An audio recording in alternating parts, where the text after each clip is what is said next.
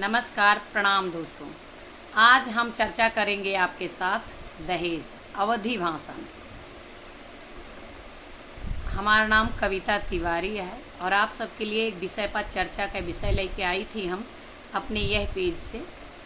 तो आप सब में से एक जने भैया, हाँ नाम उनका हम भूल गए ही, कमेंट कह रहे हैं कि मैडम दहेज देना और लेना क्या है, इस विषय पर आप दहेज पर भी कुछ बोलो।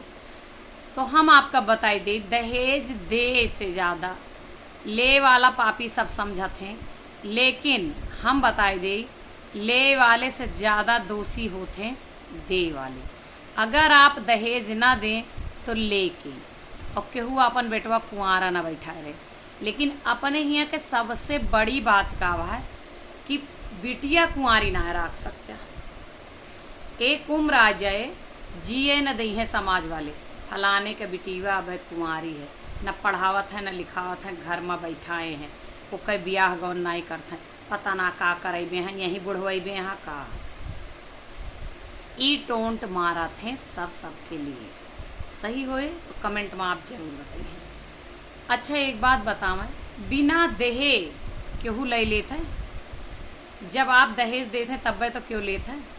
अच्छा ले वाला दोषी है, हम मानी थी, बहुत जने इस शर्त रख देते हैं कि आप इतना दी हैं तब हम आपके यहाँ शादी करब वरना ना करब।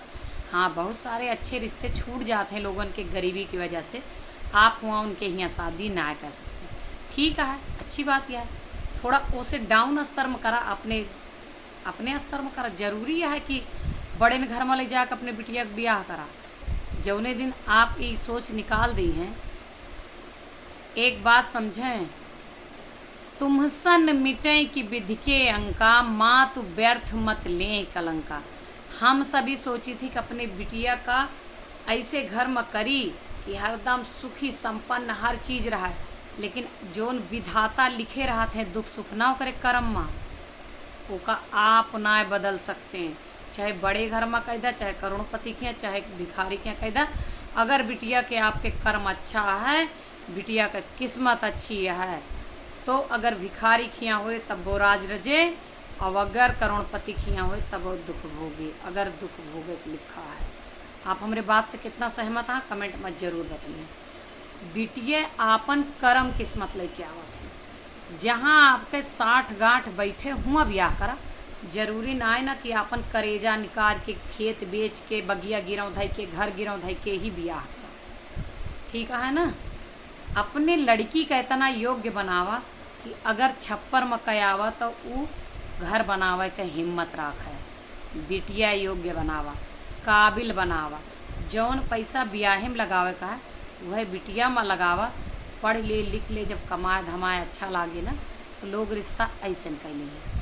लेकिन आप सब का करत हैं, जितना ज़्यादा पढ़ा दी हैं, नौकरी करे लागे, योग्य बना दी हैं, वही हिसाब से योग्य लड़का हेरे लगी हैं। और आज के ज़माने में लड़की तोहार चाहे कमिश्नर रहे, ओकरे पढ़ाई के गिनती ना होता है, और लड़का चाहे चपरासी रहे तब वो भैया सरकारी नौकरी है। काहे से अपने समाज में लड़कन के परवरिश पर जोन कुछ लागत है, चाहे मेहनत, चाहे पैसा, चाहे जोन कुछ लागत है, ओकर गिनती आप सब करत हैं। लड़की वाला का वो पैदा ना करत, का वो पढ़ावत ना, का वो पालत ना, का वो पोसत ना, सब कुछ करत है। वह तो उतने करत है। अगर एमए तक पढ़ाया, एमए तक पढ़ावे में तू जितनी रात जागया, जितनी फीस देहा, जितनी कापी किताब लगाया, जितना खर्चा किया, उतने तो लड़कियों वाला कहवा, लेकिन एक समझे वाला क्यों ना। यह लिए अगर आप दही ना तो ले वाले कहाँ। एक समय सीमा होता है, अगर आप अपने लड़की का बैठाए रह देंगे तो का ये लड़के वह सब अपन ब्याह कर लेंगे। यह लिए आप दहेज दे से जब बचे लगी हैं तो दहेज ले से लोग बचे लगे हैं। जब समाज में सरकारी नौकरी के बाद दहेज लोभिन के लड़कन का ब्याह रुका रह जाए और बुढ़ाए लगे हैं तो मजबूरी में गरीब का लड़की लेके आई हैं। समझत? हाँ, लेकिन अपने यहाँ जैसे आज नौकरी लाग गए केहू के, काल से ओके दुआर खने लगे हैं, दुआर खने लगे हैं, तो वह का गर्ज मोल लेते हैं। आप तो 5 लाख देता हैं, कलियाँ वाले जो ना रहे हैं वह 10 लाख देता हैं। ये होता है। तो हमारा कहा कि मतलब है कि जितना दहेज ले वाला दोषी है ना, उतना दे वाला दोषी है। आप अपने बच्चे का काबिल बनाओ, चाहे लड़का हो चाहे लड़की हो।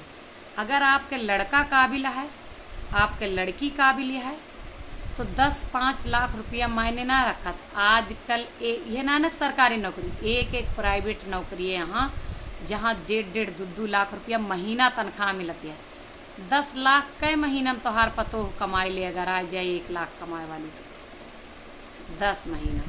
और अगर 10 लाख उनके बाप घर बेच के दे दें तो उनके कितने दिन कसक रहे जीवन भर कि अपने बिटिया के ब्याह में ये वाला खेत बेचे रहने वाला घर बेचे रहे। रिश्तेदारी में यहीं से काव पड़ गए दरार। आपकी वजह से अगर उनका कोनो कष्ट होता है तो सही बात समझ जा कि आपके हुआ सम्मान न हुए।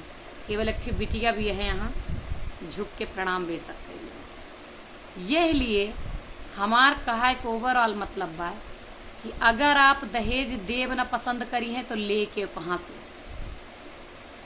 ले वाला दोषी तो दे वाला दोषी। और आजकल हम सब ना इतना गूढ़ होएगा ही, अगर केहू अपने लड़का का योग्य काबिल लड़का का ब्याह कर दे कि हम बिना दहेज के ब्याह करत ही, तो तुरंत उंगली उठा दी हैं कि जरूर कोनो न कोनो कमी है या तो रुका ब्याह है। ऐसे फ्री में के कई लेते ओकरे खियाँ लोग ब्याह करम न पसंद करी हैं जे बिना दहेज के ब्याह कर ले।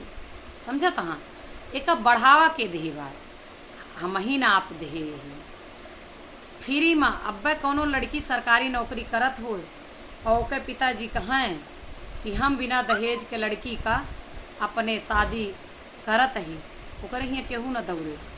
लेकिन जे बिना लड़का का हो जाए, बिना दहेज के शादी करते ही उंगली उठा दी हैं।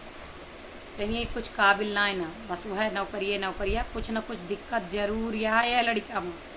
यह लिए महाराज लोग आपसे एक बात कहा कही कि अगर या तो दहेज के विरोध न करा, जो न है आपके पास ओका दिया लिया, और ना ही तो जब देव्या ना तो क्यों ले ना सका। साफ सीधी बात यह, अपने औकात में अपने समझदारी से अपने बराबरी में रिश्ता करा। जहाँ तो हर बात सुनी जाए हुआ भी आ। वीडियो कैसा लगा कमेंट में ज़रूर बताइए।